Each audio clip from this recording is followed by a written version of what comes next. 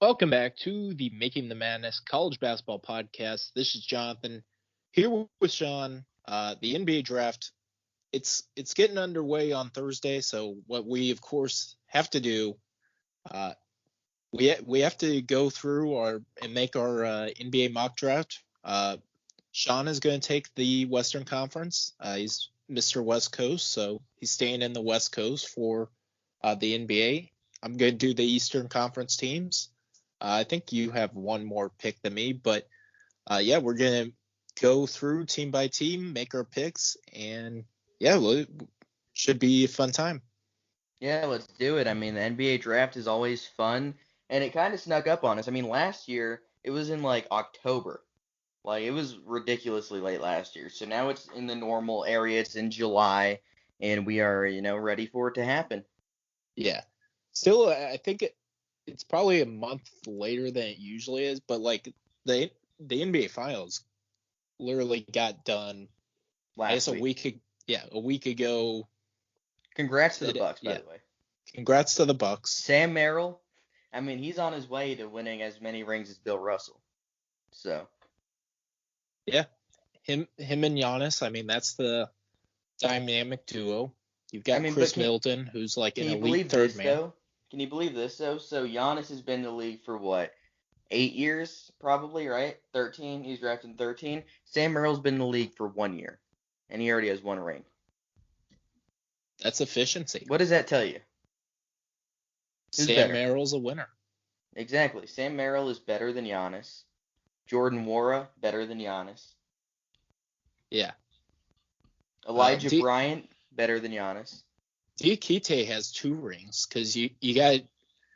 I might even consider a college ring worth like 2 because the TV ratings for college basketball are higher than the NBA. So I mean, Diakite, he has 3 rings now. He has the NBA ring and college ring. Technically 4 then. He won a G League one also.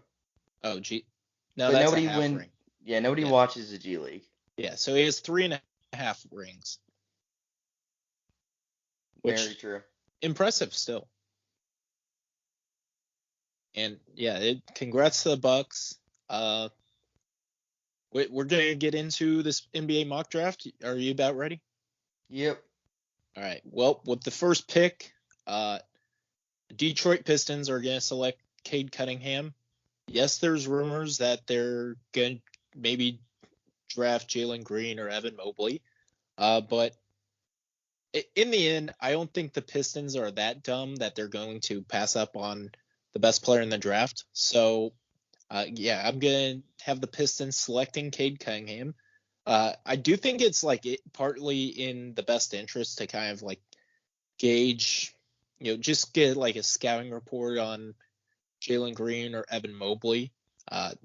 Although one of them will probably be heading to the Western Conference. You maybe get a free up close scout and do some research on a player. So I don't mind that, but I think as long as they draft Cade Cunningham, whatever criticism is coming of the Pistons maybe not taking the obvious pick, Cade Cunningham's the obvious pick. Take him. Yeah, definitely agree. Cade is an absolute monster. It was fun to watch all season. That leads me into the second pick.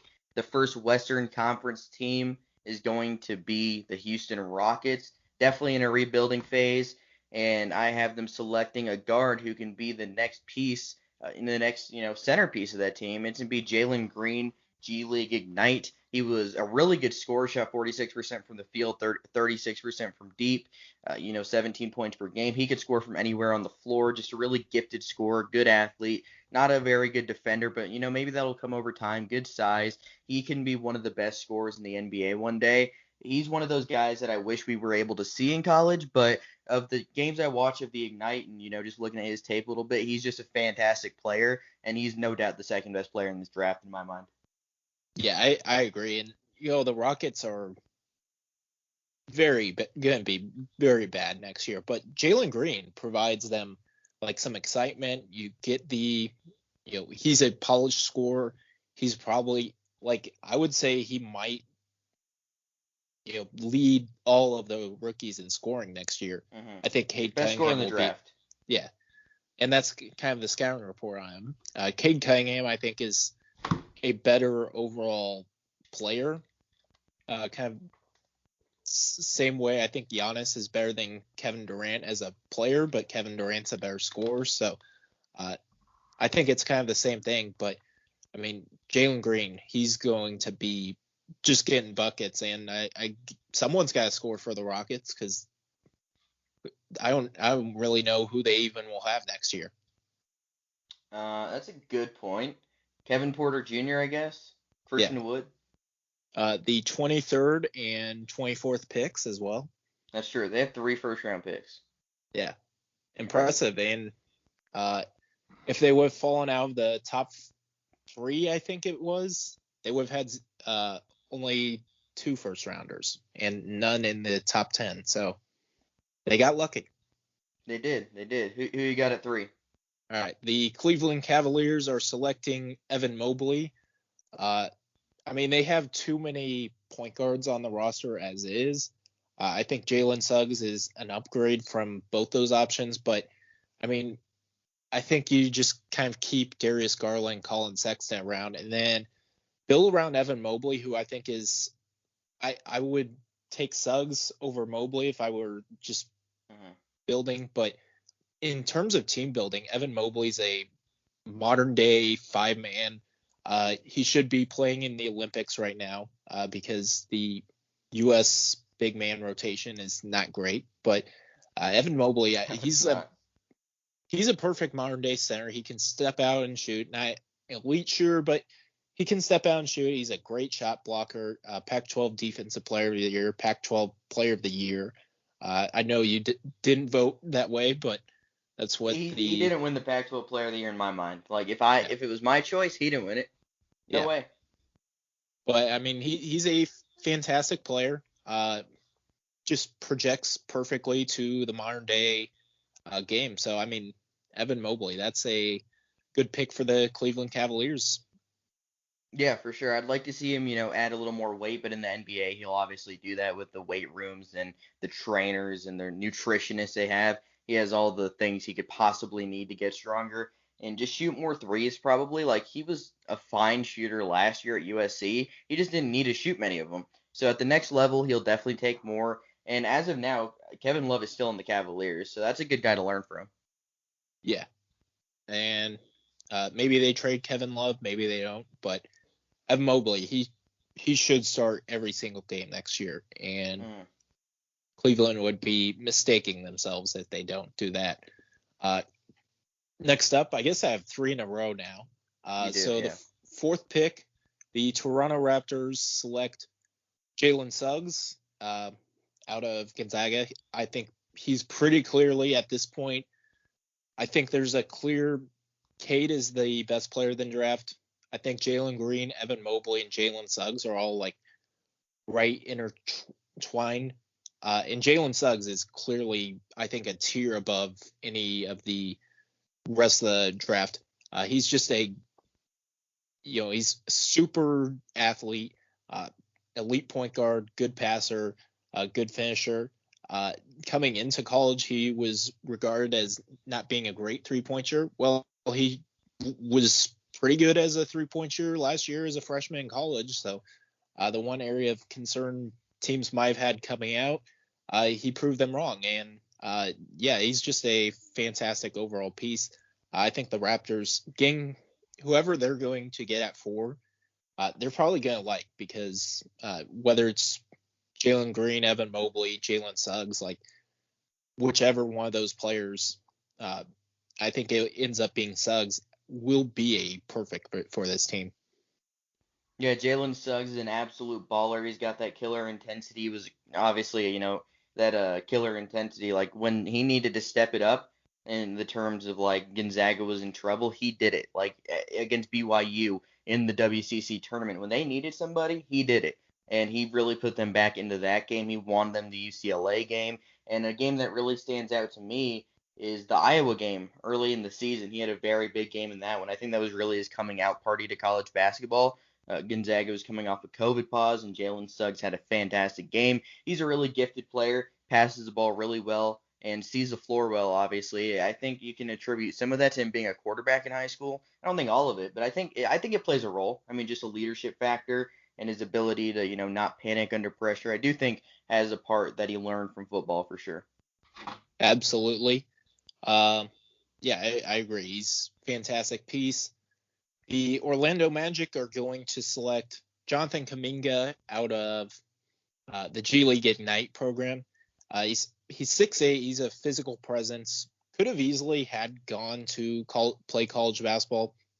Ultimately decided he's going to go head to the G League Ignite program. And the one kind of criticism with him and why he's pretty clearly fallen out of that top four is he's not a great jump shooter. Made a couple of jump shots early in the G League Ignite season, so that was kind of beneficial to his draft stock early on. People were kind of talking him being better than Jalen Green, but Jalen Green, of course, proved it throughout the season. John Kuminga kind of struggled, but I mean, he's a good overall piece to select. He's not a great shooter, but he's a super athlete. He's a versatile defender. He's going to be a good NBA player in the future. It's just refining the shot for him that I think is the one thing he needs to work on. Yeah, he's very skilled. He has a ways to go offensively. Only shot 38% from the field. But if, like you said, he refines his offensive ability a little bit, I think he's going to be a really good NBA player. And speaking of guys who can really defend, with the next pick, the Oklahoma City Thunder select Scotty Barnes. I think that's a really good fit because from Florida State, obviously. He's 6'8", can play the point. He can play inside if you need him to. He can play the post. He's not a great shooter, but I think that'll come over time. One thing that really makes me concerned is that his free throws were really bad last year, which doesn't always make you think that he's going to become a three-point shooter, but he doesn't need to be. If he's just going to defend 1 through 5 like he's capable of, and if he's going to score at the bucket like he's capable of, then he's going to be a really good player regardless. But being a shot-making threat from outside makes him even more of a dynamic player for the Thunder. But if you add him with Luguentz Dort, who's already one of the best defenders in the NBA, that makes for a really scary tandem that opposing offenses will have trouble scoring against. Yeah, and Thunder, especially defensively, you have that. The offense still needs to probably come around for them. Shai Gilgeous-Alexander is certainly a phenom. You got Barnes and Dort, who are excellent defensive stoppers at the next level, and Dort kind of improved as a three-point shooter. Sky Barnes will need to improve, but I mean, if they improve the three-point shot, Sky Barnes can legitimately play 1 through 5 defensively. And Luguentz Dort's certainly good. As Shai Gilgeous-Alexander's a plus defender, so I mean that defensively very scary. And they have another pick. They could add a big man defender and really fill out the roster heading next year. Yeah, maybe they will. I guess we'll find out. But the next pick is also me. It's going to be the Golden State Warriors at 7, their first of 2 lottery picks. The next is at 14. At 7, I'll have them picking Davion Mitchell from Baylor, a national champion, one of the best defenders, actually the best defender in college basketball last season. Very good athlete, improved a ton shooting-wise, still struggled from the foul line, so some people question if his three-point shooting is legitimate. I think it is, but either way, you're getting an elite defender on the perimeter, a very quick player, and a very smart player. And his timeline fits right with what the Warriors are going to want to be. I mean, Steph Curry's 33, Klay Thompson's 31, Draymond Green's 31, Andrew Wiggins is still relatively young, so that doesn't really matter. But those 3 are getting up there in age. They're not getting any younger. So adding a guy who's going to step in right away, who was just a national champion and was the best player on that team, will instantly bolster the Warriors roster. And he could start next to Steph Curry from day one, and you could put Klay Thompson at the 3 if he's healthy, hopefully, finally. And then you could put, Wiggins at the 4, and you can put Draymond Green at the 5. I mean, it's a small lineup, but that's going to be a scary lineup offensively. And you have 2 elite defenders because Davion Mitchell's going to step in from day one and defend guards on the perimeter, and Draymond Green's one of the best defenders in the NBA in the last decade. So there's a lot of defense and there's a lot of shooting on that team. That would be a very scary team to face next season. Yeah, and the thing about Mitchell is he may not have an upside that like you get with maybe James Bouknight, Kai Jones, like Franz Wagner, like those type of players maybe have more upside to help you in the near future. But the Warriors, as you mentioned, with Curry, with Thompson, with Draymond Green, like their window of opportunities, running in its final 3 years and getting someone at 7, and kind of the one thing looking back at last year when they decided to draft James Wiseman, it was kind of like a bit of a miss because Wiseman was still trying to figure it out. He hadn't played enough college basketball. With Davion Mitchell, he's going to come in right away and just absolutely compete. So getting him into the mix is certainly going to be good. And you're not throwing away a pick. He may not be as high upside as some other players drafted later in this draft, but he's going to come in and at least win you games heading in next season. And they still have James Wiseman, who I didn't even mention. I feel like people are already calling him a bust, and he's been in the rumors a little bit in trade conversations. And I think James Wiseman could still be really good. I think riding off a guy his age, and he only played 3 games of college basketball. So this is a guy that hadn't played a ton. He didn't have a regular offseason really because just everything was weird. The draft was in October, whenever, and then the season started in December. So for all rookies, it was kind of a weird year in general. But James Wiseman getting written off as a bust after 1 year is just wild to me. Yeah. And we'll see if he can kind of develop with the team. I think in time he will be good, but yeah, he at least last year wasn't fantastic. No, he was bad, but yeah, there's been rookies that are bad in year 1 that become good eventually. Julius Randle got hurt in like his first game, but like he was kind of mediocre for a majority of his career and then became one of the best players in the NBA last year. Some guys just get better at different points. Yeah, absolutely. Speaking of a team that still needs to get better, it's the Orlando Magic. They already drafted John Kaminga. They need help at the guard spot. Who else to call but James Bouknight? James Bouknight out of UConn. He's a bucket getter. He's not an elite shooter, but he can certainly shoot it from 3. But he's just someone kind of like you give him the ball, he can go to work. He can score from the mid range. He can score driving into the paint. And for an Orlando Magic team that is looking in dire straits heading in next season, getting a guy like James Bouknight just to kind of come in and maybe be instant offense, I think is a good fit going in next season. So that's part of why I went with James Bouknight here at 8 for the Orlando Magic. Yeah, it's a very good pick. I like Bouknight a lot. He was hurt some of last year with an elbow injury, but again, he's a guy that can really fill it up. He didn't shoot the ball particularly well from deep last year, or in general. He was kind of inefficient, but I think part of that was it just took him time to get back from his injury, and he just wasn't the same right away. Struggled in the NCAA tournament, and he struggled through various points last year. But you watch him play, and that's a guy that's going to get buckets at the next level without question.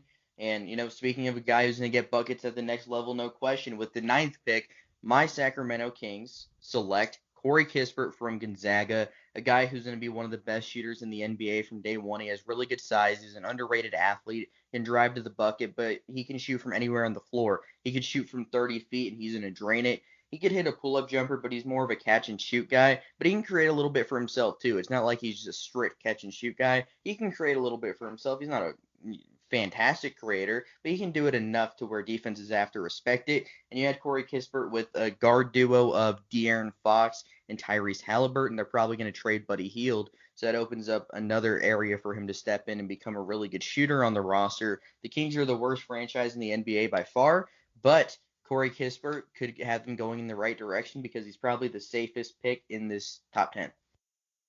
Yeah, and the thing about the Kings, they love their players who were on winning basketball teams.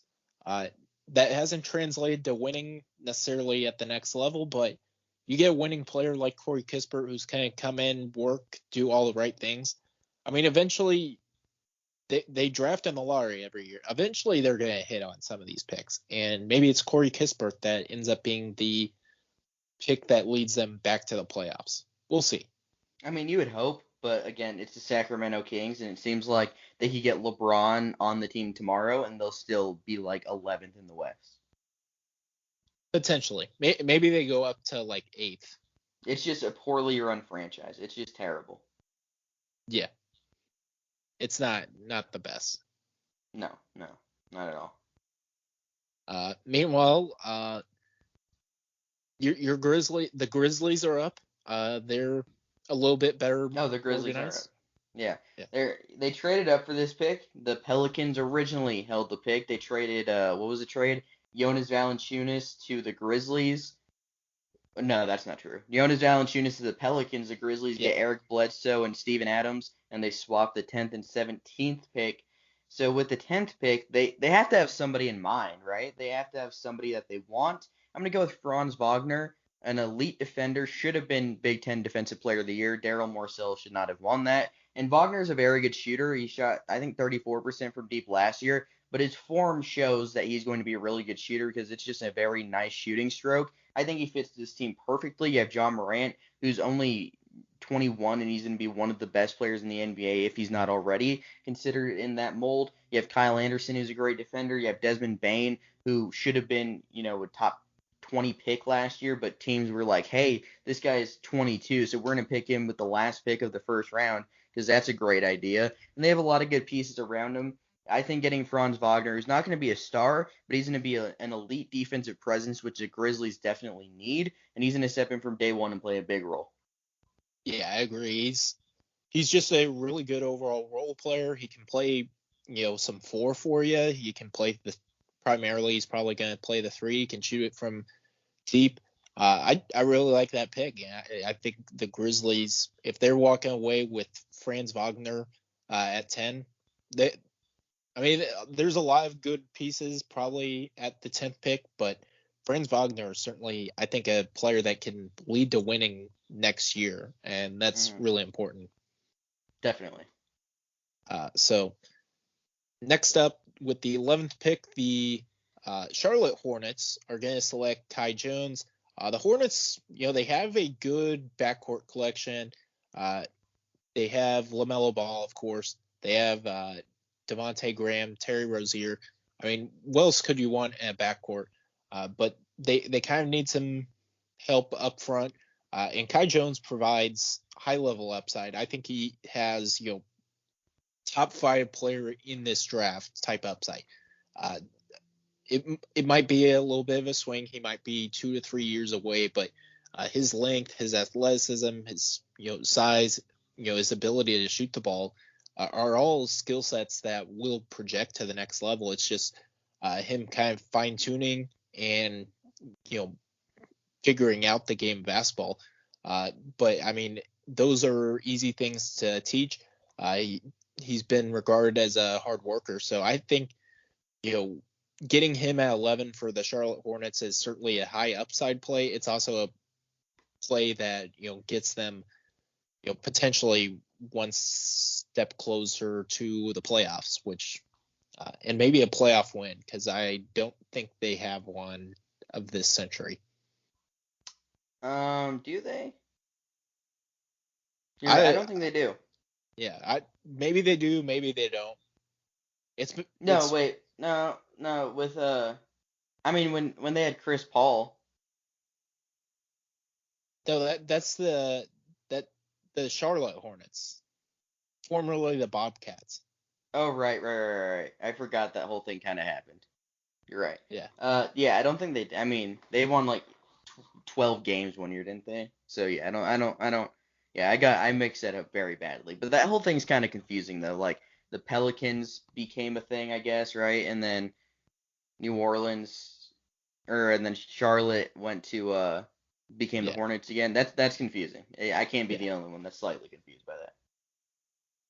Well, they're the Charlotte Hornets now. Yeah, but they were the Bobcats. You know who's been the same team for a long time? The 12th pick, which is the San Antonio Spurs. I have them selecting Isaiah Jackson from Kentucky, maybe the best athlete in the entire draft, not named Keon Johnson. He is just a freak athlete and can block any shot. I mean, he can guard on the perimeter, he can guard at the basket, he can guard anywhere on the floor. I think at the very least you're getting a guy who's going to be a potential all-defensive player for 5 years, and at best you're getting a guy that could develop into a very solid offensive piece and one of the best defenders in the NBA. He averaged 8 points a game last year, and he shot 70% from the foul line, which could show that maybe there's more to his offensive game than he showed. He can hit a mid-range a little bit, but he didn't make any threes last year. Did he take any? He took 2. He went 0 for 2. You know, he can dunk on people. He can catch a lob. He could be a dunker and a guy that's going to defend at a high level, and that's worth this pick in my opinion, because the Spurs roster, they have Drew Eubanks, Oregon State legend, Gorgie Dang, they have Jakob Poeltl. None of those guys are great, and you had Isaiah Jackson, who's going to be an instant contributor from day one. Yeah, absolutely. I think he's certainly a good pick. You got kind of a front court that, as is, questionable. They Spurs, they typically go with Europeans, but I mean, if you're gonna stay in the United States, I think it's a very good fit for him. So yeah, the Spurs taking Isaiah Jackson. I like that pick. 13. This is my best player on the board still. It is Moses Moody out of Arkansas. I mean, he projects to be a really good overall piece. He's 6'6", can shoot the lights out. Good overall, defender. I think he's going to be someone that kind of comes in and instantly kind of contributes to this team. And the Pacers, they have a lot of like meh players. So getting Moses Moody maybe helps them get to the playoffs, but we'll kind of wait and see on that. But with Moses Moody playing probably the 2 next to Malcolm Brogdon, they've got Sabonis, they've got Karis LeVert, T.J. Warren, who played all of 4 games, O'Shea Brissett. I mean, this is a deep team, and adding another guard piece that can shoot. I think the Pacers would love to have Moses Moody in their rotation. Yeah, without question. And the Golden State Warriors are back on the clock. And with this selection, it'll give them the opportunity to probably trade Andrew Wiggins for a more traditional guy who can play the 4, or maybe someone who can play the 5. Maybe just play Wiseman at the 5. One of their 2 rookies is going to come off the bench. This one probably will. It'll be Chris Duarte, the 24-year-old guard/wing from Oregon. He's a very underrated defender. He can defend at a high level. He can really shoot the ball, and he can create for himself also and create for others. He's a very good player, really good overall. If this dude was like 22, 21 instead of 24, he's probably a top 5, top 7 pick. But he's 20. It speaks volumes that he's 24 years old, and there's a very legitimate chance that he's a lottery pick. That doesn't ever happen. Yeah, but I mean, you talk about he has perfect modern day 3-and-D skill sets. He's a good defender, good shooter, and you kind of pair him next to Klay Thompson. You're gonna be like, okay, well, we're gonna crack down on Steph Curry, Klay Thompson. Oh wait, Chris Duarte's wide open in the corner. That's not beneficial for defenses. No. So, I mean, I think it's certainly a very good pick if you're the Golden State Warriors. Just getting someone to, come in year 1 and contribute, that's going to be big. So, yeah, I certainly think this is a very good selection. 53% from the field, 42% from deep for Chris Duarte in his senior season, which he should have won Pac-12 Player of the Year. He was fantastic all season, and in the NCAA tournament against Iowa, he really went off, and against USC he went off too. He scored 21 against USC. Against Iowa, he scored 23 on 9 for 12 shooting. I mean, he's just a fantastic player. He's going to be he's going to be an all-rookie first teamer next year easily. It could happen. Definitely easily. Could. Yeah, he's certainly going to contribute early on. With the 15th pick, the Washington Wizards will be getting Giddey, because they're going to draft Josh Giddey out of Australia. He's been regarded as like one of the better international defending prospects out there. He's 6'8", can run the point, probably not going to run the point with Russell Westbrook still on the team, probably for the near future, but he can come in, defend on the wing. He still needs to kind of refine his offensive game, but if you get someone who comes in, plays instant defense at the level he does, he could be maybe the best or second best defender in this draft. You also had that with high upside. He's very young, only 18 years old in this draft. So I think it's a good high upside type play. And yeah, if you're the Washington Wizards, you don't have a ton going for you. You got Russell Westbrook and Thomas Bryant inside, just getting some guard / wing help. That's what Josh Giddey provides, and we'll see about how he contributes. But I certainly kind of like this selection for the Wizards. All right, now you are up with the 16th pick and the Oklahoma City Thunder. Yeah, the Thunder got Scotty Barnes earlier. We've talked about how good their defense is, and they already do have Shai Gilgeous-Alexander, who's a really good scorer in his own right. But let's go get another scorer. If you're the Thunder, you're going to go with Keon Johnson, who is the best athlete in this draft, had the highest vertical jump in NBA Combine history. I think he is going to be a very high upside guy. I don't know if he'll step in from day one and play a huge role, but he can defend, and he's going to be a very solid piece on the offensive end over time. He's not a great shooter, only 27% from outside last year, but his driving ability is really good. So he should be a good piece for the Thunder to build around in the future because they're not winning anytime soon. So just get a guy like Keon Johnson right now who can help and, develop with the other guys on the roster. Yeah, I certainly kind of like this pick for Oklahoma City, getting a high upside guy. Someone like a Keon Johnson, getting like a Zaire Williams, someone that, maybe even Jalen Johnson, like high upside, maybe not going to be good next year. But I mean, this past year, kind of with Poku, they played him a bunch of minutes and he got better and better throughout the season. So I think they would kind of do the same thing with Keon Johnson. They'll force feed him minutes. They know they're probably not competing next year. And that's certainly a very good landing spot for him. I think it's Pokasevsky. I think that's how it's pronounced. Yeah, it's. I don't really want to try that hard. Yeah. Poku, that's what we know him as. Yep. Now you're up with the Pelicans. The Pelicans, yep. The Pelicans are indeed up with this pick. They traded back. They got rid of two pretty bad contracts and picked up Jonas Valanciunas in the process here. They're probably going to lose Lonzo Ball, which, definitely matters. They have Zion Williamson, who's a very good player. This is a tough one for me because this roster is kind of interesting. They could be a playoff team at some point in the near future. Like Zion Williamson could be an MVP eventually, right? I'm not alone in thinking that.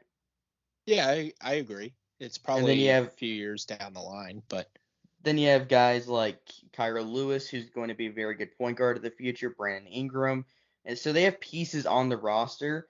They're not going to contend just yet, I don't think. So why not add a guy like Jalen Johnson, I guess? I like his talent, but obviously last year at Duke, he left the team in the middle of the season. So I feel like that doesn't necessarily help his stock. And he didn't shoot the ball very well either. So I think Jalen Johnson's the kind of guy that can step in and contribute a little bit. I'm not really sure what the best fit for this Pelicans team is, but I'll give them Jalen Johnson. Yeah, I don't even know where to kind of begin with this Pelicans roster. There's kind of a whole lot of like blah on it, but I mean Jalen Johnson, you get a high upside piece. Certainly, it comes with some question marks, but I mean if you can answer those question marks, I think it's a very solid fit. Mm-hmm. And you're back up with the Thunder, who have 2 picks. Very quickly. Oh man, they do have a lot of picks. So the Thunder are back up again. I gave them Keon Johnson last time and Scotty Barnes the first time. Neither of which are going to be good shooters right now. Who is going to be a good shooter right now though? Trey Murphy from Virginia. started his career at Rice. And at Rice, he was mostly a 3-point shooter, catch and shoot kind of guy, but he created more for himself than he did at Virginia. He's not going to be a guy that goes and, is hitting step back threes probably ever, but he can catch and shoot and he can defend. But at Rice, they did a lot of inbound plays, throwing alley-oops to him. They threw a lot of alley-oops to him in general, and he can kind of go create a mid-range shot for himself or kind of dribble around and hit a three. Did that a lot at Rice. It didn't happen at Virginia. So I think there's more to his game than he showed at Virginia. I think he's going to be a very good piece for this Thunder team, though, because he's 6'9" and can absolutely light it up from outside. Yeah, absolutely. I think certainly a good fit. I almost would rather him fall to a playoff team, but I mean, if you're the Thunder and he's available, I think he's certainly going to be a very good fit going forward. And a 6'9" guy who can shoot as well as he can, I mean, that's hard to get. So I think it's certainly very good piece. Now with 3 straight picks, I have the Knicks, Hawks, and Knicks again. Let's start out with the New York Knicks. The first pick, I am going to go with Zaire Williams. He's a high upside piece. I mean, has all the skill sets needed to be a very good player at the next level. Just kind of struggled, had some family issues. Certainly a very rough season with Stanford just in general. So I don't necessarily, he obviously fell in the draft down here to 19. But if you're the New York Knicks and Zaire Williams is available, I think this is a home run type of landing spot for him. And the New York Knicks, they're now a playoff team. This is actually the pick from the Mavericks, which if you would have said, okay, the Knicks the Knicks have the Mavericks pick, which pick will be theirs at 19 or at 21, you would probably said the Mavericks, but the New York Knicks had better record than the Dallas Mavericks. So credit to them, and they get a high upside piece in Zaire Williams thanks to the Porzingis trade. Very nice, very nice. I agree. Next up, it's the Atlanta Hawks. They showed that they are certainly a contender going into next year, but they obviously they want to kind of stay with someone who can help them going forward. I think they go with Alperen Sengun. He's an international prospect, kind of an old school big man, good back to basket, decent shot blocker, good rebounder. Getting him in there, probably you get him to probably replace like Clint Capella or someone like that. And I mean, this is a team that is going to be very good for a long time. And Alperen Sengun, I think at this point in the draft is probably a very good pickup. And yeah, if you're the Atlanta Hawks, I mean, they should be once again contending for. I don't know if they'll be back in the Eastern Conference Finals this year, but I mean, they should be once again at least in the semifinals of the conference. Mm-hmm. Yeah. So yeah, it's certainly solid pickup. And I guess back to the New York Knicks, who will take a chance on Usman Garuba.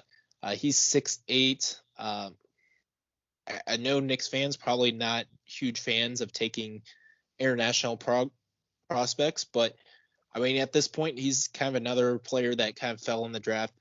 He's 6'8" power forward, which maybe they have too much of, but you can always trade, Obi Toppin. The Knicks fans are obviously already trading Damian Lillard away to, or Julius Randle away for Damian Lillard. So, if that's a potential, I mean, you get a kind of modern day forward type in Usman Garuba, who's power forward out of Real Madrid. That's a good kind of high upside pick for them and could help them in the future contend.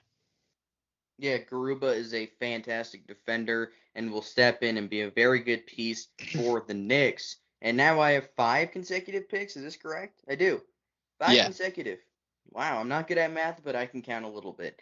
So with the first of my 5 picks, the Los Angeles Lakers, they'll need a guy that can go in. They're not going to have someone who needs to play the point because they have LeBron James. They have Anthony Davis. So that's guys that are going to want to win right now. They're trying to get rid of Kyle Kuzma, and they're trying to get shooters. So you know who can really shoot the ball? Cam Thomas from LSU. Even though he only shot 32% from deep, he shot 88% from the foul line. He takes some wild shots, but he can hit them. I mean, he is one of the more skilled shot creators I've seen at the college level in quite some time. He can shoot it from 30 feet. He can, he'll shoot it no matter what. He might not make it, but he's going to shoot it. And I think hopefully in the NBA over time, Cam Thomas's shot, just I don't know if I'd say shot IQ, but just like in general, being a little less confident with the shots you take would definitely be beneficial towards Cam Thomas over time. But I think he can step in and play a nice role for this Lakers team, whether it's off the bench or starting, as a nice little scoring punch. He can add 10 points per game as a rookie, and he's going to be a very skilled player over time. He's not ever going to be a good defender probably, but he's going to score the ball a lot. yeah, absolutely. And if you're the Lakers like last year, they lost games because they really didn't have a ton of floor spacing. They had like Alex Caruso, who is like he plays tough defense. He gives it all. He's a good energy piece, but he's not a great offensive piece. Cam Thomas is a great offensive piece, and he's going to come in whatever situation he's in. He's going to score. He's probably going to play off the bench next year for the Lakers, but I mean, if he's someone that you anchor your second unit after he comes in, gets hot for a couple minutes, and I mean that's someone that's beneficial to your team. So I like this pick for the Lakers. Yeah, now And we have the Rockets. 2 consecutive picks. yeah, It's pretty nice.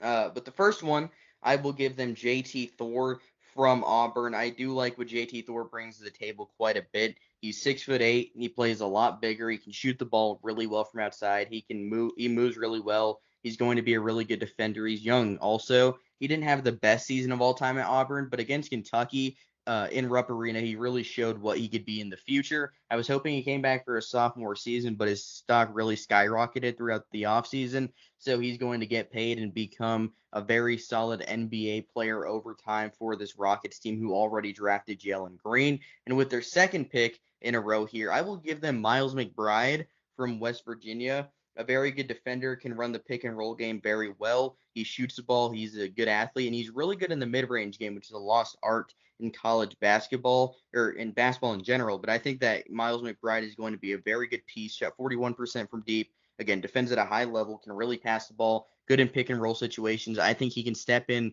and be, maybe not the point guard of the future, but he's going to be a very good piece for the Houston Rockets for a number of years.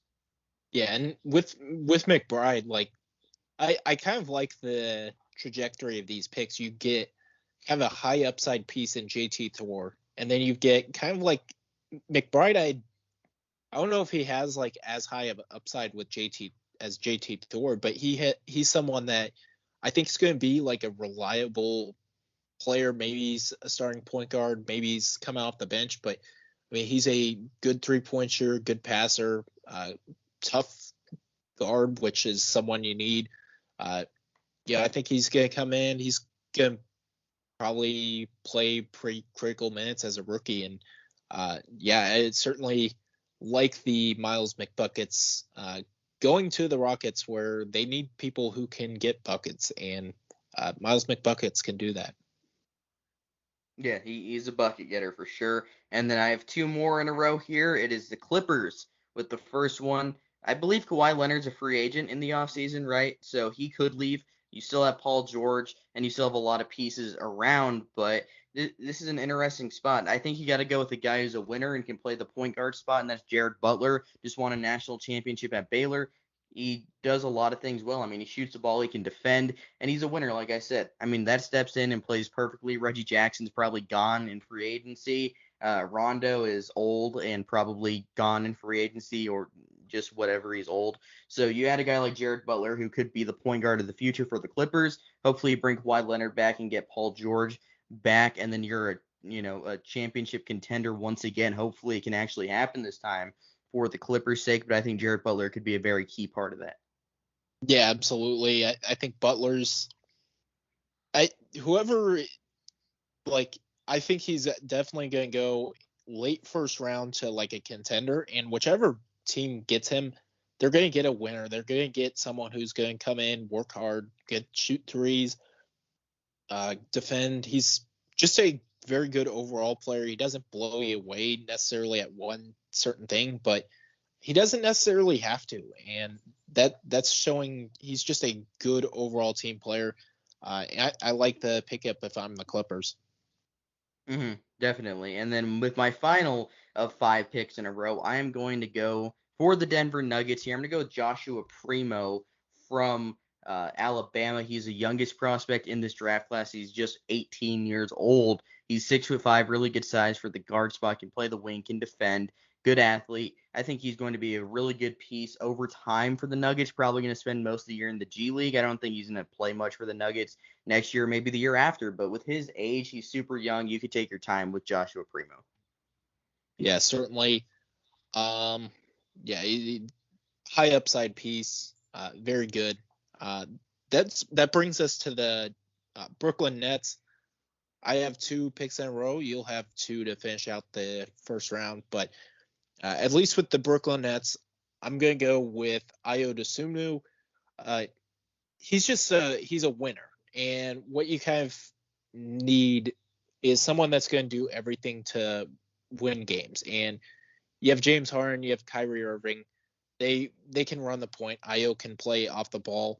I necessarily love that, but he's going to come in. He's going to be a winner, and you get someone like that who does whatever it takes, whether he's going to play the point, whether he's going to play out the ball, whether he's going to stay in the corner, whether he's going to be leading the second unit or starting. He's just going to do whatever it takes. I think he's a hard enough worker. You know what you're going to get, and I'm the Brooklyn Nets, and they probably will be the favorites hanging next season. Getting a piece like Ayo Dosunmu to help them, especially in a kind of win now situation, that's going to be beneficial to them. So I'm going with Ayo Dosunmu at 27. And that leads to the 76ers. I'm going to go with Trey Mann. He's a good shooter. They obviously have a current point guard that can't shoot, so there's that. Trey Mann, he can come in, can shoot, has very good size, can run the point, can play off ball. I mean, that's kind of what you need if you're the 76ers. So I'm going with Trey Mann at 28 here. Yeah, I like that pick a lot. And with the final 2 picks of the first round, I guess I'll round it out here. With the Suns pick at 29, I'm going to give them a combo guard from Tennessee. I'm going to give them Jaden Springer, 6'4", 200 pounds. That's very good size for a guy that can play both guard spots.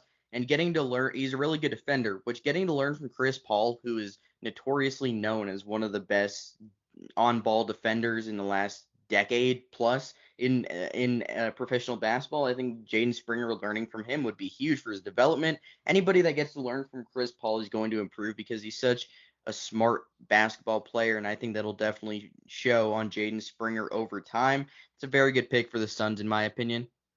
Yeah, I like the pick, especially you come in, you don't really have to play a role because the Suns probably should have won that NBA championship. I wouldn't necessarily think the Bucks were that much better. I just think they out executed the Suns. So I mean the Suns very close to winning the NBA championship. They're probably going to be in contention to win going forward. But I mean, with the future kind of uncertain at the point guard spot, Chris Paul has maybe 1-2 years left. I think he probably resigns this year, just because there's 40 million reasons why he would resign. I mean, next year, I mean, he probably is.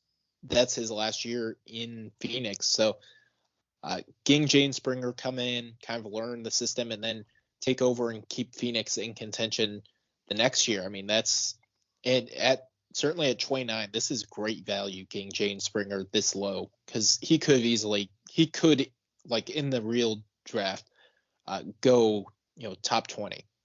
Yeah, but I wouldn't be surprised to see him drop late. I mean, he only shot 46 threes last year, made 20 of them, and he was a really good free throw shooter. But I don't necessarily. He's not the best he's not the fastest player, but he's a really good overall athlete. So he's a very good vertical athlete, but he's not the fastest. So I'm curious to see how teams look at that. But with the final pick of the first round, I'm going to go with just a pure fit here. And I think this fit is perfect. Kessler Edwards for Pepperdine. He's 6'8" forward. He has a bit of an unorthodox shot, but he is an absolute sniper from outside. Was one of the best shooters in the WCC last season. And the Jazz love to shoot the ball from deep. That's what they do, and that's what they're going to continue to do under Quinn Snyder. I think that adding a guy like Kessler Edwards fits the mold perfectly. He's an okay defender, and he can just really shoot the ball. So I think the floor spacing with Kessler Edwards at the 4, with Rudy Gobert at the 5, and you can even play Kessler Edwards at the 5 if you want to. That floor spacing would be crazy with Edwards at the 5 and Royce O'Neal at the 4. You can just use so much variety and open lanes for Donovan Mitchell to drive to the bucket that way. I think this is a perfect fit for the Utah Jazz. Yeah, I kind of like him. We saw when they played the Clippers in Game 6, the Clippers were like playing 5 out, and they said, okay, Rudy Gobert, whoever's being guarded by Rudy Gobert, you're going to shoot a 3. And Rudy Gobert couldn't stretch out and defend the 3-point line. And that's why the Jazz lost to the Clippers, who were shorthanded. So now all of a sudden you can say, okay, Kessler Edwards, when Rudy Gobert has to defend people he has no business defending, like Trey Mann and Reggie Jackson, when he's forced to defend that, here's what we're going to do. Rudy Gobert, you're going to sit on the bench. I know you're making a lot of money, but here's this rookie. You're going to come in, and you are going to defend these players.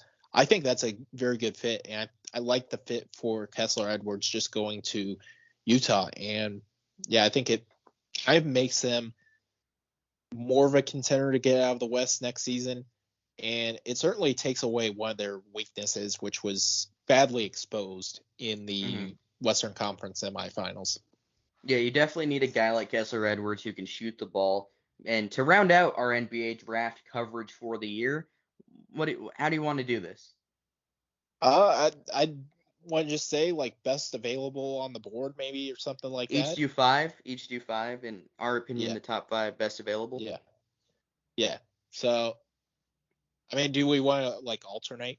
Yeah, we could do that. Want me to start? I'll go since you. Okay, you go. All right. Sharif Cooper's number 1 on the board, left over for me. I was considering like taking him with the Knicks at 21, and ultimately I think he's kind of too high up. Like he almost would benefit by going like to 32 to Rockets. I think they have the 32nd pick. Like, if he's available there, I think that would be a very good fit. He's a good long-term piece. Needs to work on shooting. Needs to be a little bit better handle with the basketball. But I think he has as much upside as a lot of the pieces taking in the 20s. And he's certainly a very good. We've seen with his passing, he's an elite passer. He can shoot. He can score. I think going to take time, but he's going to be a very good piece.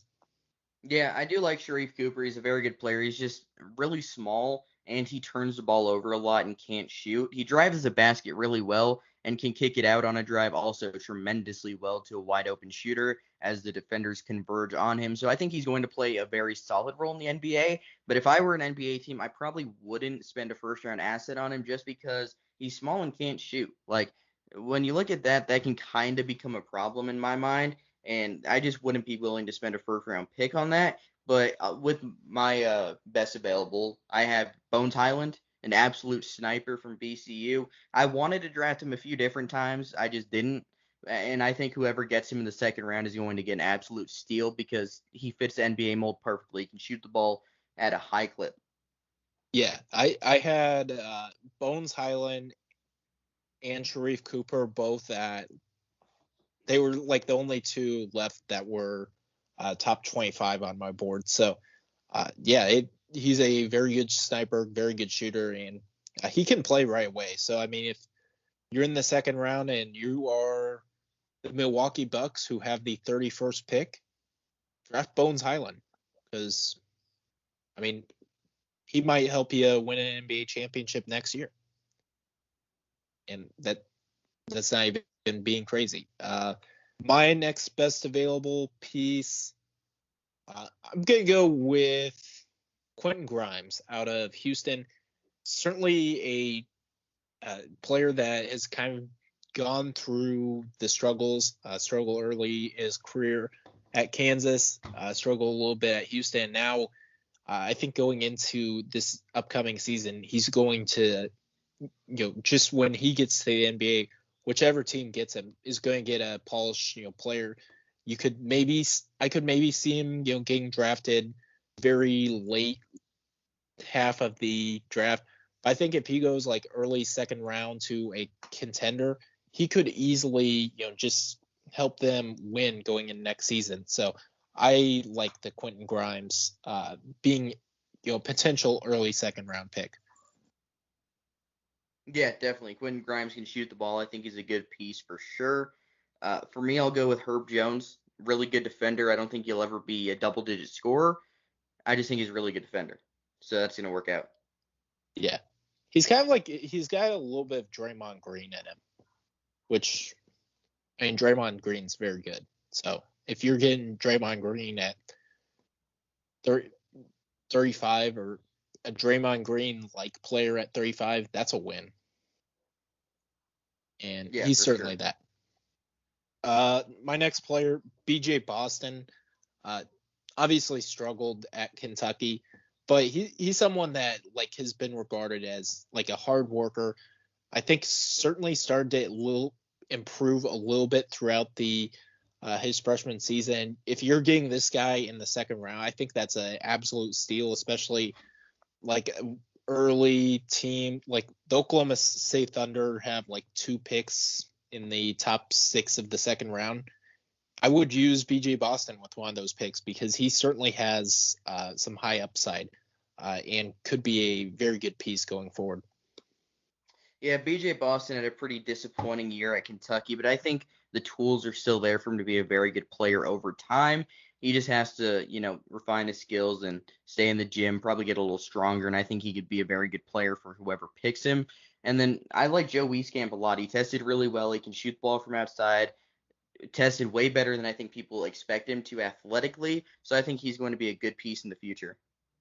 Yeah, I was going to mention Joe Wieskamp actually next on that. Yeah, he's a perfect kind of modern day 3-and-D wing. I think he's polished. He's someone that you could bring him in next season and he would instantly contribute. I don't know if he has like the high upside. Maybe it would work well. Probably would work better on a contending team. But I mean, if you're a contender and you get Joe Wieskamp, that's a win. You won the draft. So I like Bones Highland, especially like if he falls to like 40. If your Brooklyn Nets have the 44th pick, if Joe Wieskamp is there, you have to take him. I think it's undeniable. That would be a steal. Mm-hmm. My next pick, I am going to go with. I'm going to go with David Johnson. I like his prospects. He can shoot the three, kind of developed that a little bit last year. Certainly a very good passer, can score a little bit. Still not, consistent enough, but I think he's kind of like a piece. If you're early in the second round, you take a swing on him and see if it works out. So I'm going to go with David Johnson. Yeah, I like that. We were both very much in on the David Johnson train last season. I think Johnson's shooting was really impressive. He took a step back as an overall driver to the basket, but he's going to be very good at both things at the NBA level. I think he's going to be a very good piece for whoever picks him in the second round. Are we going to do one more each? Is that what you want to do? Well, you have two, and then I have two. Okay. Yeah. So with my first one, I'll go Jeremiah Robinson Earl. I don't know. I like him a lot more than a second round pick. I think he's a really good player. I think he's gonna be a much better shooter than he was in college. I just think over time he's gonna get a lot better. He's not a great athlete, but he defends at a high level. He's probably, a top 5 smartest player in the draft. I think whoever gets him is going to get a guy who's going to be a player in the NBA for a long time. I mean, I don't know if he'll ever be a star, but he's gonna be a key contributor for a winning team. Yeah, I like that pick. He's just like, he's almost out of date. Like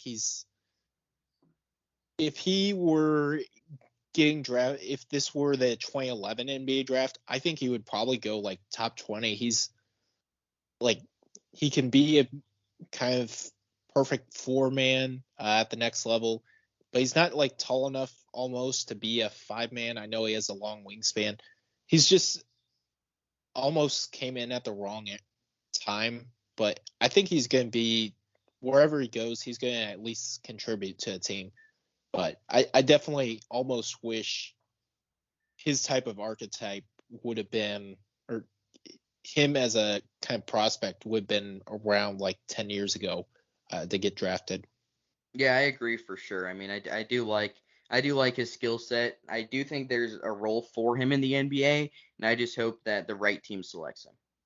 Yeah, absolutely. My final piece, I'm going to go with Isaiah Livers. I think I touched on last podcast, but I think he's like, he steps in and is an instant like 3-and-D wing shooter, kind of at either the 3 or the 4, which teams need. Maybe I won't necessarily think there's a great fit in the second round, but if you're a team and you need some help at the kind of 4 spot, getting someone who can stretch the floor, can defend, is a solid defender and great shooter.